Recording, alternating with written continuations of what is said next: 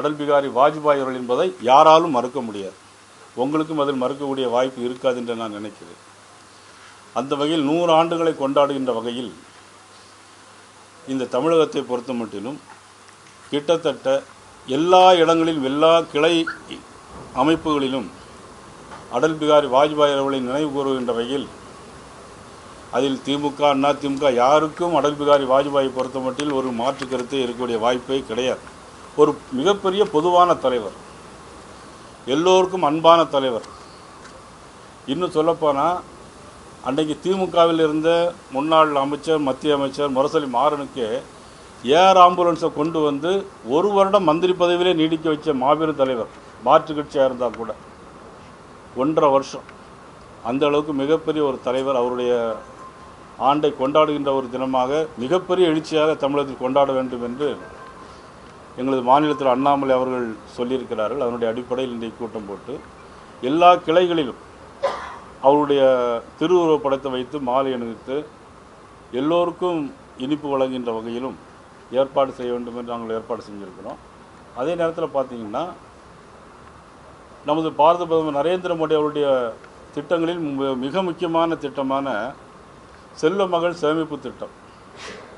செல்வ மகள் சேமிப்பு திட்டத்தில் 200 ரூபா ஒரு பெண் குழந்தைக்கு போட்டு அது 18 வருஷம் கழித்து அதனுடைய பன்மடங்காக மாறக்கூடிய ஒரு திட்டத்தை, செல்வ மகள் சேமிப்பு திட்டத்தை நமது பாரத பிரதமர் நரேந்திர மோடி ஏற்பாடு செய்திருக்கிறார்கள். அதை தமிழகத்தில் பொறுத்த மட்டிலும் குறைந்தபட்சம் ஒரு 1 லட்சம் பெண் குழந்தைகளுக்காவது 1000 ரூபாய் பாரதிய ஜனதா கட்சியினுடைய சார்பாக 1000 ரூபாய் அதில் போடப்பட்டு அவர்கள் அந்த 18 வயது 21 வயது நிரம்புகின்ற வகையில் அவங்களுக்கு அந்த திருமணத்தில் உதவுகின்ற வகையிலும் படிப்புக்கு உதவுகின்ற வகையிலும் அதை செய்ய வேண்டும் என்று நாங்கள் எல்லாருடைய இன்றைக்கி நாங்கள்லாம் சேர்ந்து முடிவெடுத்திருக்கிறோம்.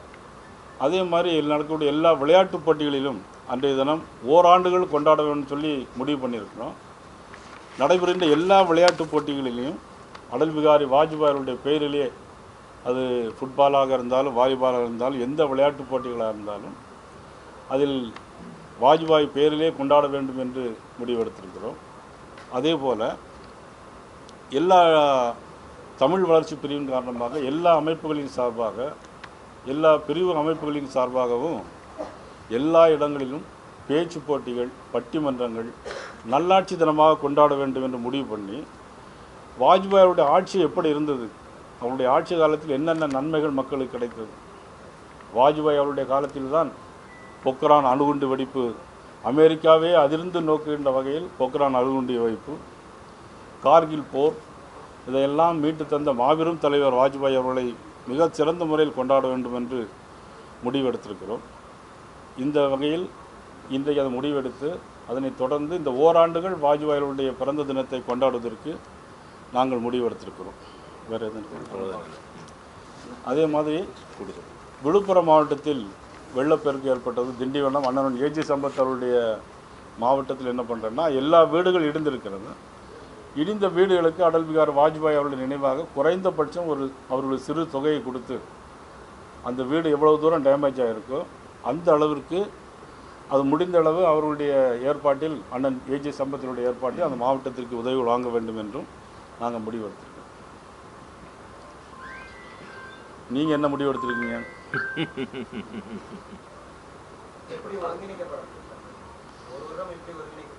இது எப்படின்னா, ஒவ்வொரு மாவட்டத்திலையும் மாவட்ட தலைவர்கள் ஒரு 5 பேர் ஒரு கமிட்டி மாதிரி ஃபார்ம் பண்ணி, நாங்கள் இன்றைக்கி போட்டிருக்க கமிட்டி எல்லாருமே அவங்களெல்லாம் மானிட்டர் பண்ணி என்னென்ன செய்திருக்கிறோம். குறைந்தபட்சம் 1 லட்சம், மேக்சிமம் எவ்வளோங்கிறது அது முடிந்த பிறகு நாங்கள் சொல்லுவோம்.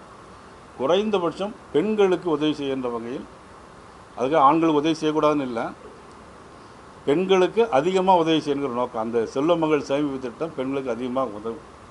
அதனுடைய அடிப்படையை ஒருங்கிணைக்கலான்ட்டு.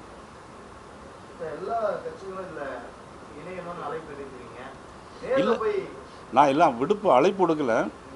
எல்லா கட்சிகளும் பொதுவானவர் அப்படின்னு தான் சொன்னேன். எல்லாரும் விரும்புகிறேன்.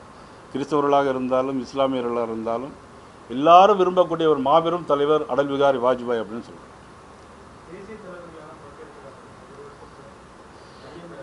இல்லை, அந்த நேரத்தில் மத்திய அமைச்சர்கள் யாரெல்லாம் வாய்ப்பு இருக்கிறதோ அவரெல்லாம் வருகிறோம்னு சொல்லியிருக்கிறாங்க. மாநில விளையாட்டுத்துறைக்கு தப்பு கொடுக்குற வகையில் விளையாட்டு போட்டிகள்லாம் பெரிய அளவில் எதிர்பார்க்கலாமா? இதில் வந்து யாருக்கும் டஃப் கொடுக்கறது நோக்கம் கிடையாது. விளையாட்டு போட்டிகளை வந்து பாரதிய ஜனதா கட்சியினுடைய சார்பாக அடல் பிகாரி வாஜ்பாய் அவருடைய பெயரிலேயே ஆங்காங்கே நடத்தப்படும். யாரையும் டஃப் கொடுக்கறதுக்காக வேண்டியோ இது வந்து அரசியல் பண்ணுறதுக்காக வேண்டியோ இந்த நிகழ்வு கிடையாது. இளைய தலைமுறைக்கு எப்படி சார் வாஜ்பாயோட சாதனை எந்த அளவுக்கு கொண்டு போயிருக்கீங்க பாஜக சார்பா? இந்த ஒரு நூற்றாண்டு பிறந்த நாள்ல எந்த அளவுக்கு திட்டமிட்டு இருக்கீங்க, எந்த அளவுக்கு கொண்டு போறீங்க?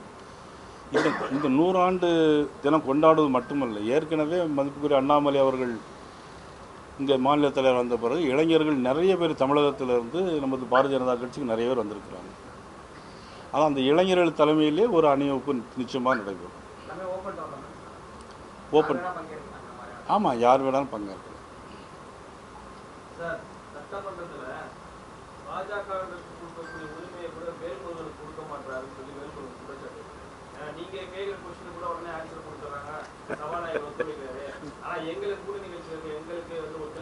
அது நயினாரனுடைய திறமை இல்லை, அப்படி இல்லை.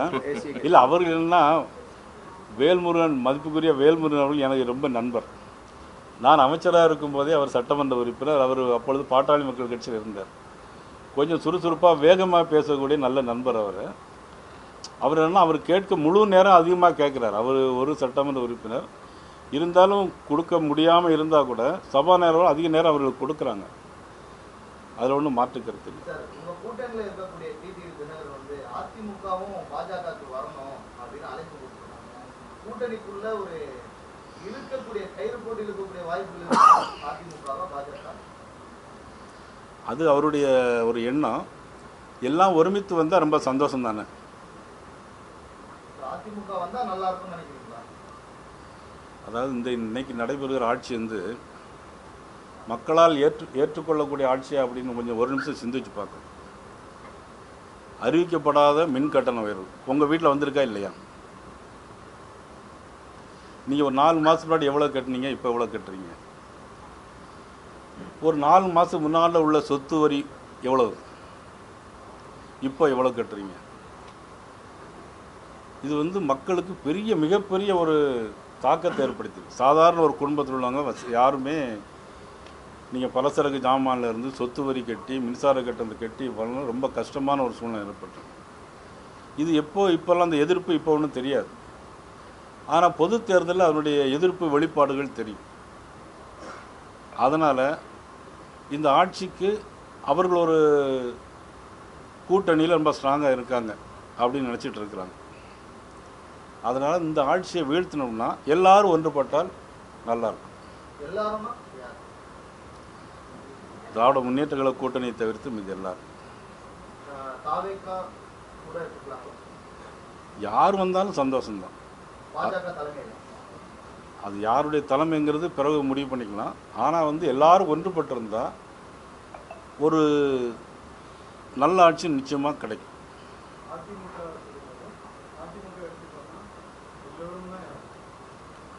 நான் சொல்கிறது திமுக கூட்டணியை தவிர்த்து மற்ற எல்லா கூட்டணிகளும் எல்லா கட்சிகளும் ஒன்று சேர்ந்து பண்ணால் நாட்டு மக்களுக்கு நல்லது. திமுகவில் இருக்கக்கூடிய கூட்டணி கட்சிகள் அவங்களுக்கு ஏதாவது அழைப்பு இந்த கூட்டணி வரணும், ஒன்றியணும் அப்படின்றீங்க? ஏன்னா சமீபத்தில் விசிகாவுடைய கூடாரங்களில் கொஞ்சம் பரபரப்பு ஏற்பட்டிருக்கு. இல்லை, அதை பற்றி நான் கருத்து சொல்ல முடியாது. ஏன்னா அவங்க கூட்டணியில் இப்போ இருந்துட்டு இருக்காங்க. அவங்க கூட்டணியில் ஒரு விரிசல் ஏற்படுதுங்கிற ஒரு செய்தியை நீங்கள் வெளியே கொடுத்தீங்கன்னா அதுக்கு மறுநாள் அதுக்கு நான் உங்களுக்கு பதில் சொல்லுவேன்.